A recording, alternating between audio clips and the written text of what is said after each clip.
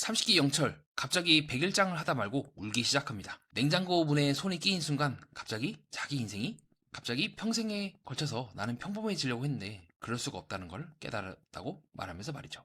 그리고 그러한 영철의 모습을 보면서 많은 분들이 의아하게 생각할 것 같습니다. 저 사람 왜 저래? 라고 말이죠. 하지만 만약 그 순간이 영철님이 평생에 걸쳐서 붙잡고 있었던 어떤 한 문제를 내려놓는 순간이라면 여러분들은 어떻게 느끼시겠습니까?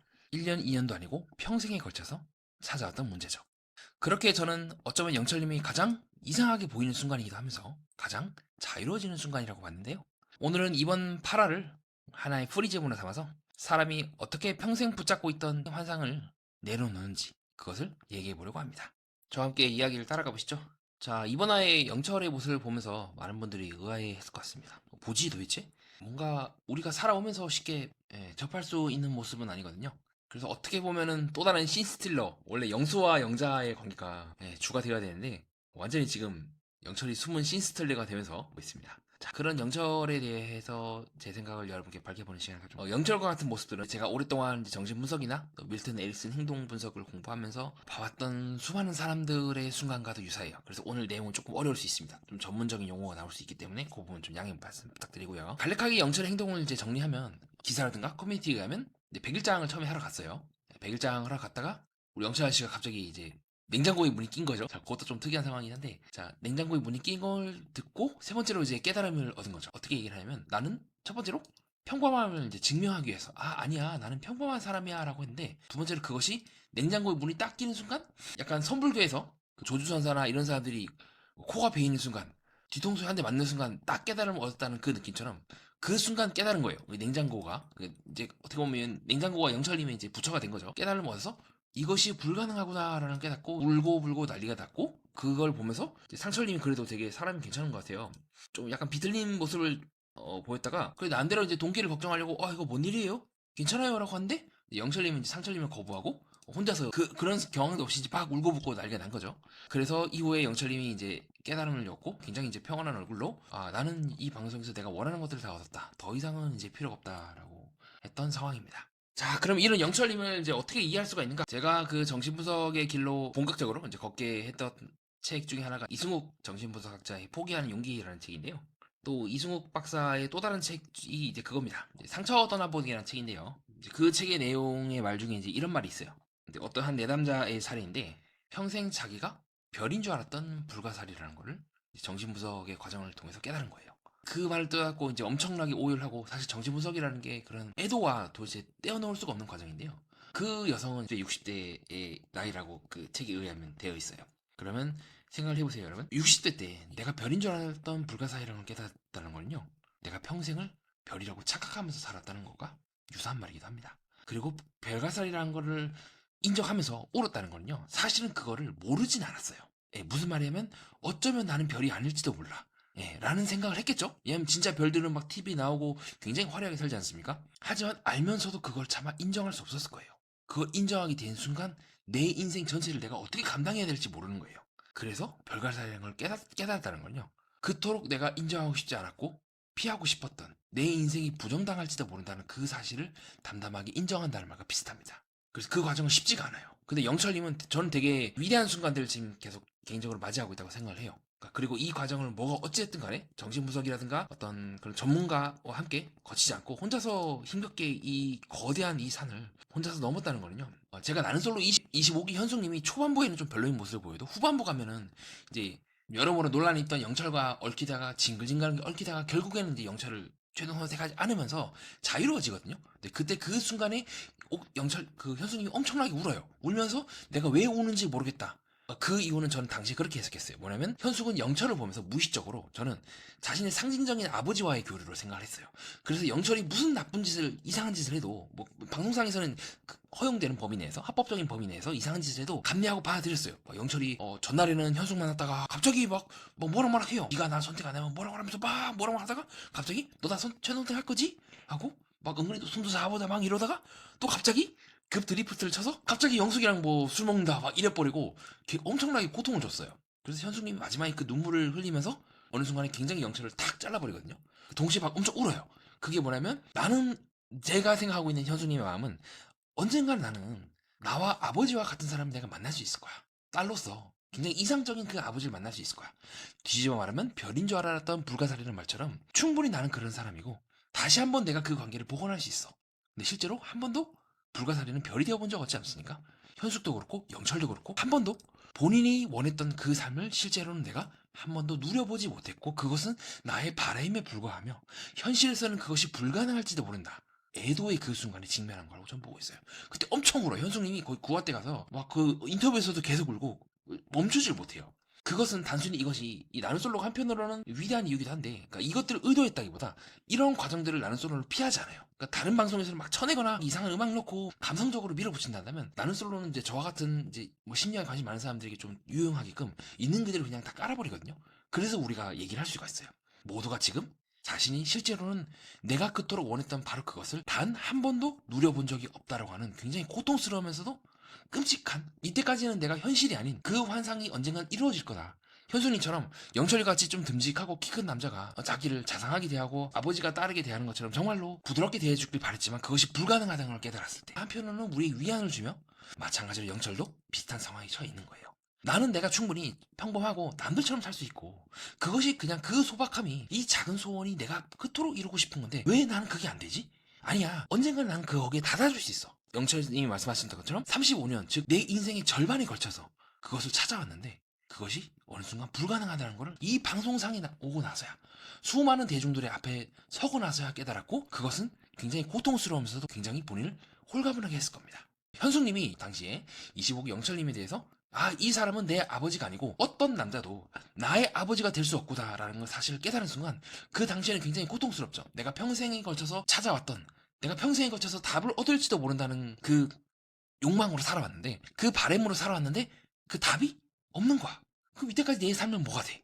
라고 극도의 절망감과 플러스 극도의 해방감도 같이 느끼는 거예요. 더 이상 나는 그렇게 살 필요가 없구나. 그리고 지나온 내 인생에 대해서도 다시 재구성이 돼요. 만약에 내가 좌절감만 있다면 내가 이때까지 살아온 인생이 정말 바보 같은 인생이었는데 광운대학교의 김서영 교수님이 쓰신 책인 영화로 읽는 그 정신분석이라는 책에 나오는 콜로누스의 오이디푸스처럼 말이죠. 자신의 아버지를 죽이고 자신의 어머니와 결혼했던 그 고통스러운 그 과거에 대해서 나중에 죽음에 다다랐을 때 콜로누스라는 산에 선 오이디푸스가 다음과 같이 항변을 합니다. 뭐라고 하냐면 내가 그렇게 살고 싶어 살았겠냐.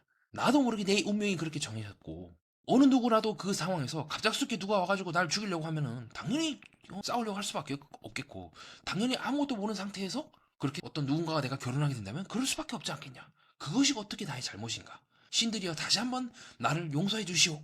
내가 알고서 행동한 게 아닌데 영철도 그렇고 현수도 그렇잖아요. 내가 알고서 행동한 게 아니에요. 나는 나도 모르게 내 마음속에 맺혀 평생에 걸쳐서 나는 평범하게 그저 살고 싶었고 평범하게 그저 좋은 남자를 만나고 싶었고 상징적인 아버지로 받고 싶었던 걸 그냥 나는 받고 싶어 했을 뿐이에요. 내가 이 방송에 나와서 또라이라고 욕을 먹기 위해서 여기 나온 게 아니라 그저 나는 이 상황에서 내가 최선을 다했고 그것이 내가 이때까지 살아왔던 인생입니다. 더 이상은 내 인생에 대해서 특별하다고 말할 수는 없지만 그렇다고 해서 내 인생이 무의미한 건 아닙니다. 라고 두 사람 모두 저는 콜로누스의 오이디푸스처럼 콜로누스 산에 서서 자기의 인생에 대해서 옹호하기 시작하고 변호하기 시작하며 재구성하기 시작하는 지점이라고 보고 있어요. 자, 25기 현숙님이 이제 그 과정을 거쳤었던 것처럼 지금은 영철님도 마찬가지입니다. 내 인생이 평범하지 않구나. 하지만 그렇다고 해서 무의미했던 건 아니야.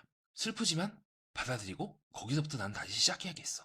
부정하고 이때까지는 도망쳐왔지만 이제는 그럴 수가 없구나. 그리고 그래도 나는 괜찮구나 라고 하는 깨달음을 말입니다. 영철님도 그렇고 25기 현숙님도 내가 이렇게 태어난 게 좀 여러모로 아쉽긴 해. 나도 별인 줄 알았어 한때는. 근데 누가 불가사리가 태어나고 싶어서 불가사리로 태어난 사람이 이 세상에 몇 명이나 있겠어? 어쩔 수 없지. 여기서부터 다시 시작해야겠지. 그리고 남은 인생 이제는 조금은 홀가분하게 살아갈 수 있을 것 같아. 꼭 이제는 별이 아니어도 괜찮구나. 그래도 내 인생이고 평범하게 어떻게 보면 영철 입장에서는 특이하게 우리 입장에서는 평범하게 그렇게 살아도 괜찮구나. 이렇게 살아도 괜찮고 저렇게 살아도 문제가 없구나. 누군가가 날 욕하더라도 뭐 어쩔 수 없지. 그 사람도 나름의이지. 뭐 사정이 있겠지. 라고 하는 그 과정을 사실 어떻게 보면 저는 이 두 분이 저보다 훨씬 더 되게 위대하다고 보는 지점이 그거예요. 어느 누구의 도움을 받지 않고 혼자의 각오로 이 방송에 출연을 했으며 혼자의 힘으로 정말 이 정신분석의 종결이라고 하는 그 순간 거세의 암초라고 표현하거든요. 그 과정을 어느 누구의 도움도 받지 않고 혼자서 이루었고 혼자서 영철님의 말씀대로 후련하다. 이제는 방송이 더 안 나와도 될 것 같다라는 마음으로 돌아선 게 아닐까. 저는 이제 그렇게 보고 있습니다. 되게 아름다운 순간이에요. 그리고 이 나는 솔로가 장수하게 되는 원인 중 하나예요. 그리고 환승연애를 비롯해서 여러 가지 몇몇 연애 프로그램들이 단순히 이 연애 프로그램이라고 보기 어려운 이유기도 합니다. 모두가 애도와 떠나보냄, 그리고 그 안에서 일어나고 있는 인간이 자신의 불완전함을 받아들이고 홀가분해지는 과정들을 다 그려내고 있거든요. 그래서 이번 30기도 어떻게 보면 굉장히 명작이 될 수 있을 것 같습니다. 영철님의 이 과정이 정순이 입장에서는 기분 나쁘겠지. 장난하나 지금 나랑 뭐하나. 근데 나중에 이제 먼 훗날 방송을 보고 이해가 되고 아 그렇구나라고 하면서 좀 다르게 볼 수도 있지 않을까요? 저는 조금 이제 개인적으로 희망하는 건 나는 솔로 26기 정수님하고 영수님 두 분도 지금 알콩달콩 잘 살고 계시지 않습니까? 당신은 이제 막 초등 선생을 안 하니 뭐니 하면서 싸웠지만 말이죠. 이렇게 흘러가던 것도 괜찮고 또 각자 자신의 이 사람과는 내가 감당하기 힘들겠다 라는 마음으로 정수님이 뭐 다른 사람 선택해도 괜찮고 어떤 선택을 하더라도 저는 영철님이 지금 마음이라면 받아들일 수 있고 두 분 모두 마무리를 이제 서로 이해 못한다 하면서 막 멱살 잡고 이렇게 싸우는 것이 아닌 정말 인간 대 인간으로서 깊이 이해를 하면서 좋은 동기가 되지 않을까. 최소한 연애를 하면 더 좋고요. 그렇게 보고 있기도 합니다. 그래서 이분들의 과정을 정신분석적인 눈으로 봤을 때 굉장히 이제 많은 종결의 순간이라고 하죠. 답을 외부에서 끊임없이 찾다가 그걸 투사라고 해요. 그리고 상담사라든가 아니면 정신분석가를 이제 모든 것들을 아는 존재라고 가정을 하고 내담자들, 즉 이제 상담을 받으러 오시는 분들은 그렇게 생각하고 이제 카우치에 앉아요. 그러다가 시간이 지나면서 이와 같은 정신분석가들이 실제로는 그저 텅 빈 존재구나. 답을 내가 외부에서 찾을 수는 없겠다.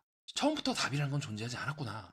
그러면 역으로 이제 질문에 대해서 생각을 하게 돼요. 왜 나는 이렇게 됐지? 영철님처럼 왜 나는 내가 특별해지는 것을 거부하려고 했지? 모든 사람들은 다 평범하면서도 특별한데 모든 사람들은 다 불완전하면서도 각자 그저 인생을 행복하게 살아가고 있는데 왜 자꾸 나는 메타적인 질문을 계속했던 걸까? 그 이유에 대해서 냉장고에 이제 물이 찌게 되면서 냉장고가 이제 부처가 된 거죠. 부처님이나 아니면 조조스님처럼. 그리고 동시에 이와 같이 굉장히 평범한 순간에 어떤 깨달음이 탁 왔다는 거는 실제로 영철님은 굉장히 오랜 세월에 걸쳐서 거의 필사적으로 전 인생에 걸쳐서 오목거울로 빛을 모으는 그 과정에서처럼 나름대로 영철님은 자신의 인생이라고 하는 거대한 오목거울, 이 프리즘으로 그 답을 찾으려고 했고 그 결과로 이제 답을 얻은 게 아닐까 저는 그렇게 보고 있기도 합니다. 그리고 이것은 사실 의도했든 안 했든 간에 현수님도 비슷한 과정을 거치기도 했죠. 거대한 애도의 강을 건너신 걸 축하해야 한다 하나 아니면 그동안 고생 많았다고 해야 되나? 다시 한번 그러한 자신의 삶에 있어서 중요한 이제 산을 넘으신 걸 다시 한번 축하드리고요. 그래서 정신분석에서는 이런 말들이 있죠. 언어의 강을 떠나고 나면 더 이상 정신분석이라고 하는 배는 필요치 않다. 이제 남은 거는 사는 것으로 되지 않을까 싶습니다. 참 산다는 게 쉽지 않죠. 지금 영철님처럼 그리고 또 현순이처럼 울고 웃으며 슬퍼하기도 하고 기뻐하기도 하며 떠나보내기도 하고 또 새로운 인연을 맞이하며 그렇게 살아가다 보면 어느 순간 우리도 후련한 마음으로 이 삶을 떠나게 될지도 모르겠습니다. 그저 살아간다는 것 그것이 왜 이렇게 힘든지 모르겠네요. 그리고 한편으로는 아름답기도 하고 말이죠. 정리하겠습니다. 그래서 저는 이번 장면을 단순한 연애 프로그램의 한 장면이라고만은 보지 않습니다. 사람은 누구나 자신이 믿고 싶은 인생의 이야기를 붙잡으면서 살아갑니다. 나는 평범하게 살아갈 수 있을 거야. 나는 언젠가는 그런 사람을 만날 수 있을 거야. 나는 결국 언젠가는 인정받을 수 있을 거야. 나는 언젠가는 사랑받을 수 있을 거야. 나는 결국 언젠가는 받아들여질 수 있을 거야. 나는 결국 언젠가는 남자로 보일 수 있을 거야. 나는 결국 언젠가는 내가 게이라는 걸 밝혀도 괜찮은 세상 속에서 살아갈 수 있을 거야. 등 말입니다. 그런데 어느 순간 그러한 생각 자체가 사실은 환상에 불과할지도 모른다는 걸 깨닫는 순간이 옵니다. 그 순간은 굉장히 고통스럽습니다. 그러나 동시에 이상하게도 사람을 가볍게 만들기도 하죠. 왜냐하면 그때부터는 더 이상 환상을 증명하며 살 필요가 없기 때문이지 않을까요? 그래서 저는 연애 프로그램 볼 때 항상 이렇게 생각합니다. 이것은 단순히 연애 이야기가 아니라 사람이 자신의 인생을 이해하는 과정을 보여주는 인간의 이야기라고 말입니다. 이상입니다. 끝까지 봐주신 여러분 진심으로 감사드립니다. 여기까지 오셨다면 좋아요, 구독, 하이프 가볍게 한 번씩 부탁드리고요. 매번 댓글과 응원의 말씀 남겨주시는 모든 분들께 탐정님들께 진심으로 감사드립니다. 이상 연애 프로그램과 인간의 심리 그리고 세계를 구조적으로 해석하는 채널 매니아와 여러분 함께하였습니다.